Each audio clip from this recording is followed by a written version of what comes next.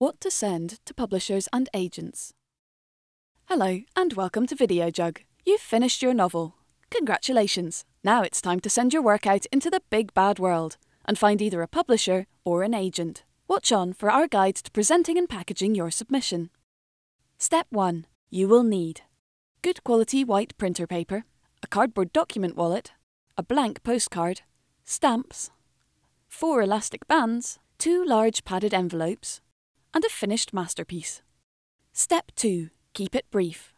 Whether you're sending your book to an agent or direct to a publisher, your submission package must contain the following items: a submission letter, a synopsis of your novel, and the first 3 chapters of your book. Never send your whole book unless an agent or publisher has specifically requested it. Step 3. Write your submission letter. Your submission letter should be short and to the point. It should create a professional first impression and provide little information about you and your book. You should provide, as concisely as possible, the following details: who you are, what you're looking for, whether it's publishing or representation, and whether you've been published before, the work's title, word count, and genre or intended audience, plus a few lines describing what it's about. Any details that boost your writing credentials or explain why you've written what you've written. Include up-to-date contact details for yourself or your agent if you already have one, and mention what you've enclosed with your submission. In this case, 3 chapters, a synopsis, and a return envelope. Step 4. Keep your synopsis concise. Your synopsis should be written in concise, non-flowery language and cover the important details of your story. It should ideally fit on 1 page, but definitely no more than 2, and should be single-spaced, written in the 3rd person and the present tense. Don't finish it with a cliffhanger. The purpose of the synopsis is to show that your plot makes sense and ends in a satisfactory way. Step 5. Include a title page. The front page of your manuscript should clearly show the following information: the title or working title of your novel in a large, easy-to-read font. Centre it and position it in the middle of the page. Your name or pen name beneath the title in a slightly smaller font. Don't put the date on your front page, as you're likely to be resubmitting your work to other agents or publishers if you get a knockback. It doesn't look good if they see your book has been around for a while or has been rejected by others. Step 6. Remember your contact details.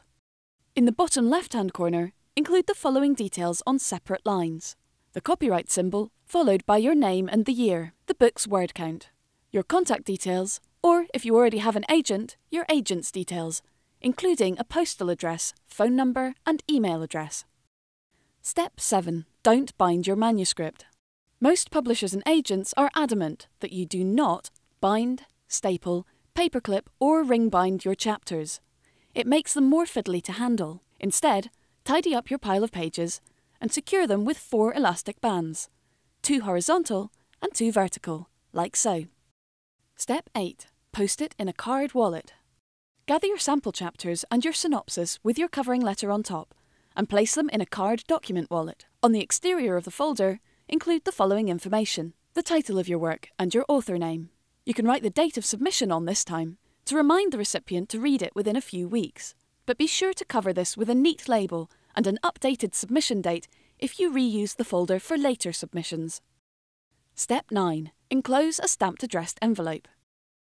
Along with your submission, it's a good idea to include the following items to help you keep track of your manuscript: a stamped self-addressed acknowledgement card, which can be sent back to you to show that your manuscript arrived safely. If you want your work back, include a stamped self-addressed envelope big enough to fit your documents. You should use postage stamps of a value equal to your original sending cost, rather than a printed postage label from the post office, as this may expire before your manuscript is returned. Step 10. Post it. The time has finally come, so make sure you've not forgotten anything, and if at first you don't succeed, get ready to try again. Step 11. Hide the evidence. If your manuscript is rejected and returned, you might want to send it to a different publisher. But before you do, look through for stains and evidence of the last reader's coffee cup. Editors don't look kindly upon a submission that has obviously been turned down by someone else, so hide the evidence and replace spoiled pages. That's it. Good luck and happy posting. Done.